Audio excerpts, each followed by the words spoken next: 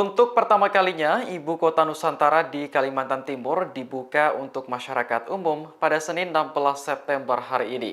Bertepatan dengan libur Maulid Nabi, kawasan IKN ramai dikunjungi warga lokal hingga turis. Video yang dibagikan akun Instagram resmi IKN memperlihatkan sejumlah warga turun dari bus untuk melihat wajah baru Ibu Kota Negara. Warga pun langsung berfoto dengan latar belakang gedung-gedung tinggi yang sedang dibangun. Ada juga yang mencoba air keran siap minum di tengah panasnya sinar matahari. Mengutip laporan Kompas.com, warga yang datang ke IKN berasal dari berbagai daerah, mulai dari Balikpapan, Banjarmasin, Jakarta, hingga sepasang turis dari Jerman. Dalam satu hari dibatasi hanya 300 pengunjung yang bisa memasuki kawasan IKN.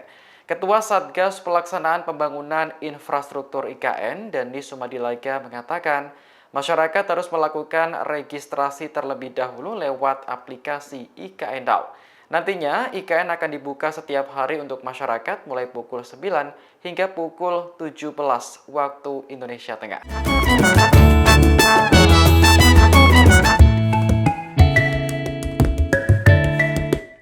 Download Tribun X sekarang, menghadirkan lokal menjadi Indonesia.